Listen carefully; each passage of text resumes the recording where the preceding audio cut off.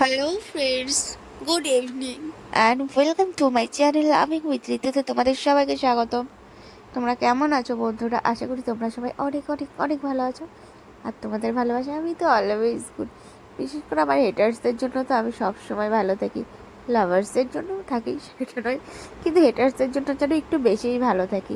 তার কারণ আমাকে দেখে যখন কারোর মনে একটা কী বলবো, হিংসা হয়, একটু জেলাস ফিল হয়, আমার ভীষণ ভালো লাগে। তারপরে যখন আমি আমার হাজব্যান্ডের সাথে থাকি সেটা দেখে যদি কেউ জ্বলে সেটা তো আমার আরও বেশি ভালো লাগে। তো যাই হোক না কেন, আজকে একটা খুব সুন্দর ব্লগ তোমাদের সাথে শেয়ার করছি। সম্পূর্ণ ভিডিওটা দেখো, তোমরা অবশ্যই বুঝতে পারবে। কারণ যদি হাফ দেখো তোমরা পুরো ঘটনাটা জানতে পারবে না, কিন্তু সম্পূর্ণটা দেখলে অবশ্যই জানতে পারবে। তো এই দেখো আমি রেডি হয়ে নিয়েছি, রেডি হয়ে নিয়ে আমি এখন হাই স্ট্রিট যাচ্ছি। তার কারণ আমার কিছু কেনাকাটা করতে হবে। তো কেনাকাটা কি করব চলো দেখা যাক, আমার সাথে দেখো। আমি টুকটুক করতে করতে যাই, কোথায় যাচ্ছি, কি কিনছি, কেন কিনছি সেটা কিন্তু তোমরা সম্পূর্ণ ভিডিওটা কমপ্লিট করলে তবেই জানতে পারবে। তো আমি যাওয়ার আগে যেমন সবসময় ব্যাগটা চেক করি, আমি অবশ্যই ব্যাগটা চেক করে নিচ্ছি, দেখছি কত কি আছে না আছে, দেখছি কিছুই নেই। আবার কিছু নেই বললেও হবে না, যা রয়েছে আমার চলে যাবে। তো যাই হোক না কারণ আমি একটুখানি সুন্দর করে চেক করে নিলাম, চেক করে নিয়ে আমি আবার বেরিয়ে পড়ছি টুকটুক করে। চলো কিছু কেনাকাটা করে যাক। ওফো, দেখেছো ঘড়িটা পরতেই ভুলে গেছি, তো ঘুরে এসে আবার ঘড়িটা একটুখানি পরে নিলাম আমি। তো এই দেখো চলে এসেছি আমি এখন হাই স্ট্রিটে। তো হাই স্ট্রিটে এসে আমি প্রথমে ভেবেছিলাম মিও মোড়ে ঢুকবো, তো তারপরে দেখলাম সেল বসেছে আর গেলাম না ওই দিকে। তো সেলে একটুখানি নেমে পড়লাম। তো আমাদের লাইব্রেরি মাঠে যে সেল হয়, তো দেখো ওখানে একটা জুতোর দোকান দেখি কত সুন্দর জুতো দোকান নিয়ে বসেছে। তো জানো আমরা বাঙালি সেলে ঢুকবো না সেটা তো হতেই পারে না। তো আমি একটু সেলের ভেতরে ঢুকে গেলাম। তো দেখো কত সুন্দর জিনিসপত্রগুলো রয়েছে। দেড়শোর কুর্তি পাওয়া যাচ্ছিল, আর এছাড়াও আরও শাড়ি টাড়ি হ্যাডা ব্যাডা ওয়ান পিস অনেক কিছু বেরিয়েছিল। তো যাই হোক না কেন, আমি এগুলো খুব সুন্দর ঘুরে ঘুরে দেখছিলাম। তো আজকে যেহেতু বেশি সময় নিয়ে আমি যাইনি, খুব কম সময় নিয়েই গিয়েছিলাম, তো তার জন্য আমি বেশি ঘুরতেও পারিনি আজকে। তো ভাবলাম যে এসেছি যখন তোমাদের একটু দেখাই দাও, কত সুন্দর সুন্দর শাড়ি লেহেঙ্গা সব এনে মানে নিয়ে বসেছে। আমার তো এইগুলো ভীষণ ভালো লাগছিল। তো এ দেখো এখানে যে মেরুন কালারের শাড়িটার দিকে যেটা বেশি ফোকাস করেছি সেটা কিন্তু আমার খুব ভালো লাগছিল, ভাবছিলাম নিয়ে নেব। তো তারপরে আমি সেটা নিইনি। কিন্তু হ্যাঁ, এখান থেকে কিছু আমি নিয়েছি, কী নিয়েছি সেটা তোমাদের নেক্সট কোনো ব্লগে দেখাবো।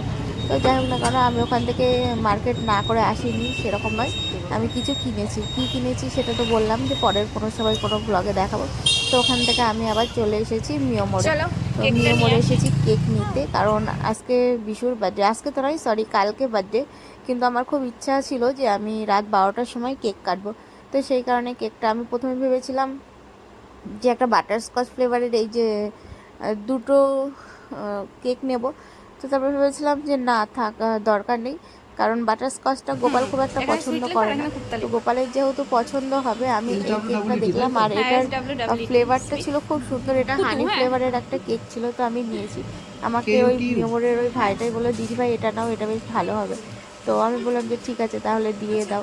এবার আমি যেহেতু বিশুকে ভালোবেসে কুতু বলে রাখি থেকে থেকে, তো এটাকে আমি কুত্তু লিখে নিয়েছি। এটা বিশুর জন্য স্পেশালি। কেমন লাগছে তোমরা বলো, কারণ বাড়িতে গিয়ে আমি জানি না কেকের কতটা কি থাকবে না থাকবে, কারণ গোপালের হাতে যেই পড়বে ব্যাস শেষ। তারপরে গোপাল পনির পাপ, চিকেন পনির পাপ এগুলো খেতে খুব ভালোবাসে, তো এখান থেকেও কিছু নিয়েছিলাম। তো যাই হোক না কেন, ভাবলাম তোমাদেরকে একটু দেখিয়ে নিই, কারণ মিও মোড়ে ঢুকলে পরে আমার নেই নেই করে 800,000 টাকার বিল এখান থেকে হয়েই যায় কম বেশি। তো এই দেখো আমি ওখান থেকে ঘুরে চলে এসেছি।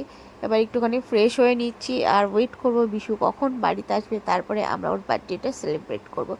তো যাই হোক না কেন, আমাদের তো দেখতেই পাচ্ছ আমার ব্লগে, আমাদের বাড়িতে কারোর বার্থডে সেলিব্রেট হয় না, এরকম খুব কমই হয়। হ্যাঁ, শুধু এখন আমি ব্লগ করি বলে এখন সবাই জানতে পারছে, আর আগে তো কোনো ব্লগ করতাম না নর্মালি, তো তখন কেউ জানতে পারতো না, এটাই তফাৎ। কিন্তু আমরা ছোটোবেলা থেকে দেখে আসছি। তো আমাদের বার্থডে কিন্তু আমার মা খুব মানে মায়ের সাধ্য অনুযায়ী যতটা হতো আমার মা কিন্তু করতো। তো যাই হোক না কেন, ভালোভাবেই হতো, খুব একটা খারাপও হতো নয়। আমি সবসময় আমার মায়ের কথা বলি, তার কারণ আমি যেইটুকু পেয়েছি আমার মায়ের কাছ থেকেই পেয়েছি। তো বন্ধুরা এই দেখো আমি বিশুকে কি কি দিয়েছি, অনেক রোজ দিয়েছি, এই কেক আর একটা ডার্ক চকলেট, কারণ ডার্ক চকলেট খেতে ও আর আমি দুজনে ভীষণ ভালোবাসি, খুবই পছন্দ করি। আর রোজ সে তো আমার অলওয়েজ ফেভারিট। আর রেড রোজ কার না পছন্দ হয় বলো? তো এই দেখো আমি কিন্তু রেড রোজ নিয়ে চলে এসেছি। to you. Happy birthday, Jalbishu. Happy birthday to you. খাই দাও তোমাকেও খাই দাও। বলে বলে তো এই যে বিশু আর গোপাল কেক কেটেছে, কেক কাটার পর আমি কিন্তু গোপাল খাইয়ে দিয়েছে। তো খাওয়ানোর পর বিশু বলে চলো ডিনারটা করে নি, কারণ অনেক রাত হয়েছে, প্রায় 1টার কাছাকাছি। তো এই যে আমরা এখন ডিনার করতে বসেছি। আমি বললাম আজকে আমার নিজের হাতে খেতে ইচ্ছা করছে না, তো বললো চলো আমি খাইয়ে দিচ্ছি। তো এই যে ও আমাকে খাওয়াতে বসে পড়েছে। তো খাওয়া দাওয়া কমপ্লিট, এই যে আমি যে শুয়ে পড়েছি। ও এখন ঘুমাবো। তো চলো bye bye, love you friends, love you all. আজকে ব্লগটা আমি এখানেই শেষ করলাম। আর হ্যাঁ, যদি আমার ব্লগ ভালো লেগে থাকে অবশ্যই লাইক করো আর কমেন্ট করে জানিও।